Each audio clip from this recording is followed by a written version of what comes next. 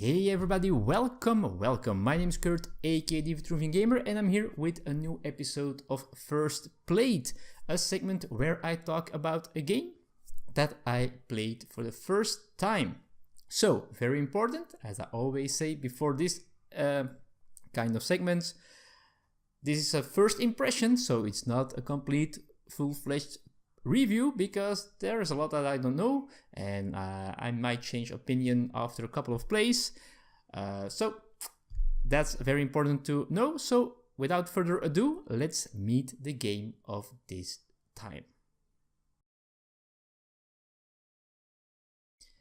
And the game that I'm going to talk about is one that has been hyped lately very much.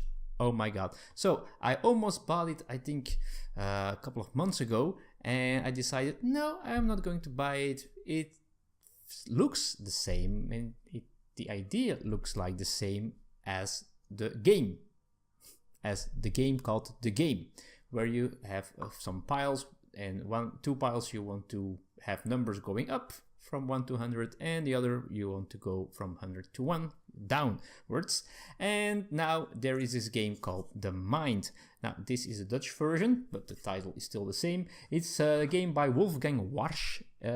Here I got the White Goblin version here, and well, this is a game where you are one team, one mind, one victory apparently. So that's the game that I'm going to talk about now. Very hyped, and well, let's see what it looks like.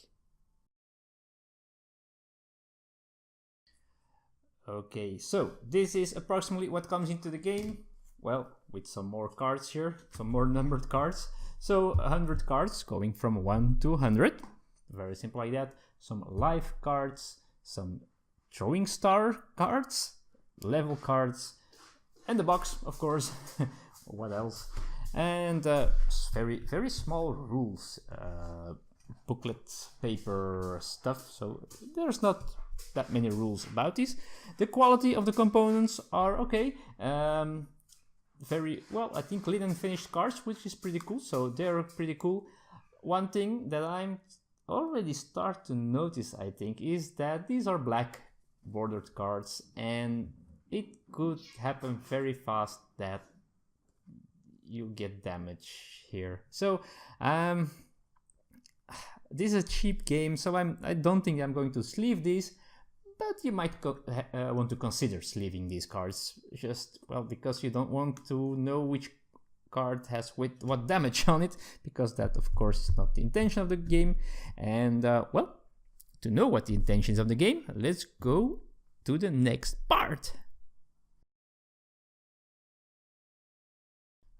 Well, the game is quite simple. The idea of the game is very simple. So I have the setup here for 2 players. Depending on the number of players, you will have to go through a number of levels. The more players, the less levels you have to do. But you always start at level 1. You have, of course, the pile of cards running from 1 to 100, shuffled, of course. In a 2-player game, you start with 2 lives and 1 throwing star. And in level 1, well, each player gets 1 card.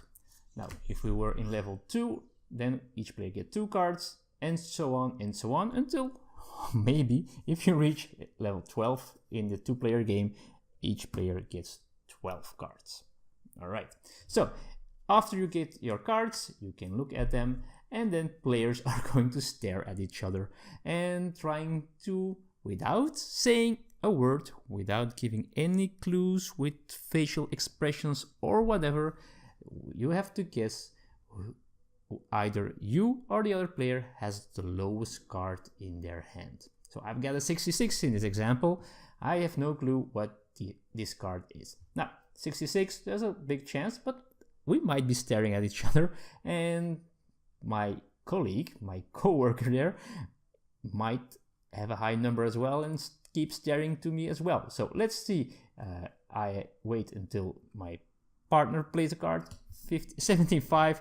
That will already lose us this round, because as soon as someone plays a card that's higher than any card in another player's hand, then that player has to reveal this card and we would lose a life and continue the round. So if we would have more than, let's say each player has 3 cards in their hand, we're at level 3, there you go, then again we will look. I've got 32 as lowest. I have no idea what she or he has, so let's guess I've got 32. My partner here is checking. Oh, we lose again. So I'm really bad with an unreal partner here.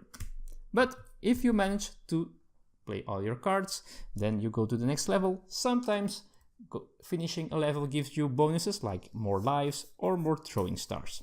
Now for the throwing stars, if you have a throwing star, a player can raise his hand and, well, suggest using the throwing star that way. A throwing star makes every player discard their lowest card in their hand, giving at least some information of what each player is holding in their hand. Very interesting idea and can be very helpful.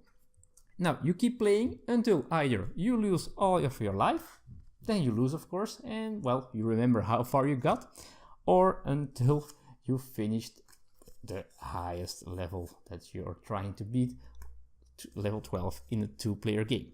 So far we have reached level 10 in 2-player games. The first time we played 3 games of this immediately because, well, let's see what I think about this game.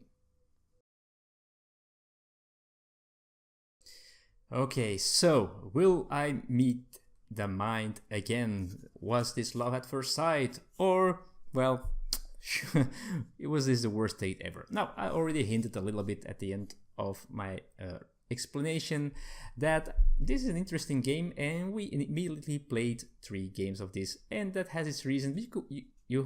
This game has that thing that you want to do better, you want to reach that high level, you want to finish this game. We haven't yet in 3 games.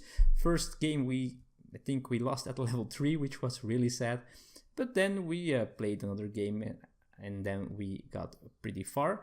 And then it's an extra rule that you can do after level 12. You can go back to level 1 and choose to play blind, meaning you play a card if you think you have the lowest, but face down, and then keep playing like that. And at the end, so if every player has removed or played all his cards, then you're going to see if things were correct, which was interesting and actually very fun. We just did it even, we started level 1 like that, and we wanted to see how far we got, and we got to level 6 or 7, which was pretty amazing, and we got some high fives out of that.